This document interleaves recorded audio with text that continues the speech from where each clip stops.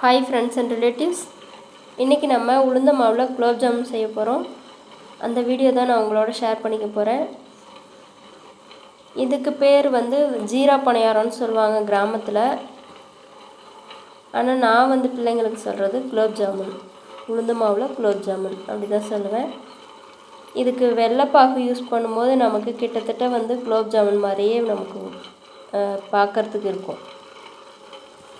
ரொம்ப டேஸ்டானது, ரொம்ப ஹெல்த்தியானது. So video skip பண்ணாமல் பாருங்கள். இதுக்கு நம்ம உளுந்து நல்லா ஊற வச்சு, உளுந்து புழுங்கல் அரிசி ரெண்டுத்தையும் நல்லா ஊற வச்சு தனித்தனியாக அரைச்சி எடுத்துக்கணும். நல்லா அரைச்சிட்டு நம்ம இப்போ இந்த மாதிரி கெட்டியான பதத்தில் நம்ம அரைச்சிக்கணும். மாவு இந்த பதத்தில் இருக்கணும், ரொம்ப தண்ணியாட்டம் ஆகிடக்கூடாது, இந்த அளவுக்கு இருக்கணும். குலோப் ஜாமுனுக்கு என்ன பதத்தில் ஜீரா ரெடி பண்ணுவோமோ அதே பதத்தில் ரெடி பண்ணிக்கோங்க. வெல்லமும் யூஸ் பண்ணலாம், சர்க்கரையும் யூஸ் பண்ணலாம், உங்கள் விருப்பம் எப்படி வேணாலும் யூஸ் பண்ணிக்கோங்க. இந்த மாவு பிழியறதுக்கு நான் அந்த மாதிரி கிளாத் யூஸ் பண்ணுறேன். நீங்கள் கவரில் இந்த எண்ணெய் கவர்லாம் இருக்குது இல்லைங்களா, அதில் ஒரு கார்னரில் நம்ம கட் பண்ணிவிட்டு அதை யூஸ் பண்ணிக்கலாம். நான் எப்போவும் யூஸ் பண்ணுறது இந்த கிளாத்து. இந்த மாதிரி மாவு நடுவில் வச்சுட்டு நான் இதுக்காகவே ரெடி பண்ணி வச்சுருக்கிறேன். இந்த மாதிரி தண்ணியில் நல்லா கையை நனைச்சிட்டு இந்த மாதிரி கொஞ்சம் கொஞ்சமாக பிழிஞ்சு நம்ம கையால் பிடிச்சி போட்டோம்னா ஒரு உருண்டையும் கரெக்டான சைஸில் நம்ம போட்டோம்னா பார்க்குறதுக்கு அழகாக இருக்கும், ஈவனாக இருக்கும் ஒவ்வொரு உருண்டையும்.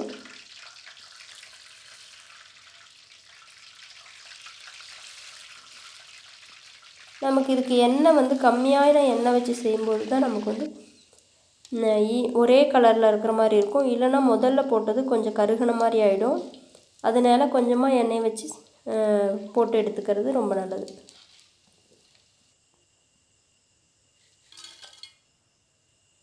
இந்த மாதிரி ஸ்டேஜில் நம்ம எடுத்து வச்சிடலாம்.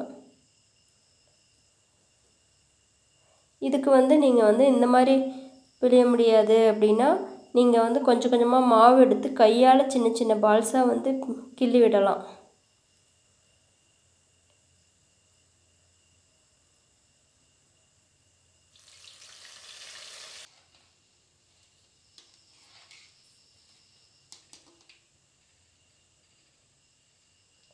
இப்போ பாருங்கள், இது இந்த அளவுக்கு இருக்கணும், உள்ள நல்லா வெந்திருக்கணும்.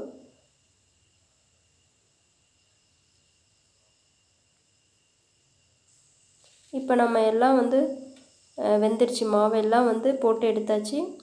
இப்போ வெள்ளைப்பாகும் நல்லா நம்ம காய்ச்சி எடுத்து வச்சுருக்கோம். இப்போ ரெண்டுத்தையும் ஒன்றா சேர்த்துட்றோம்.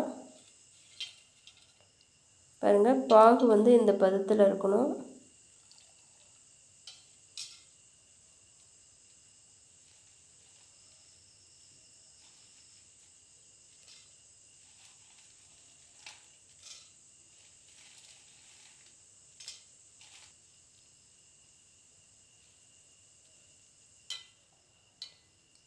நம்ம இதை திரும்ப திரும்ப குலுக்கி விடணும்.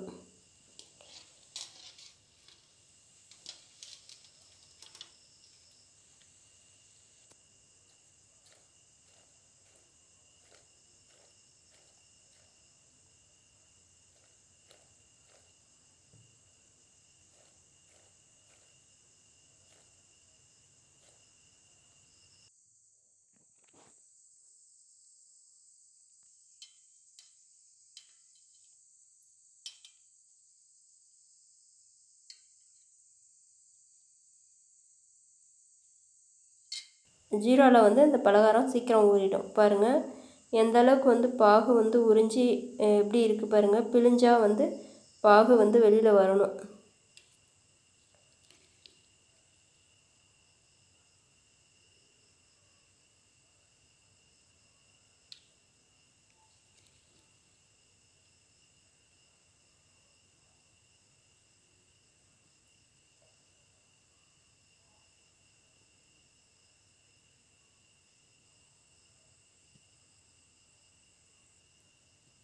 இது நல்லா டேஸ்ட்டாக இருக்கும்.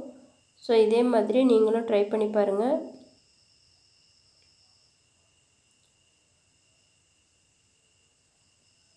ஓகே, வீடியோ வாட்ச் பண்ணதுக்கு தேங்க்யூ.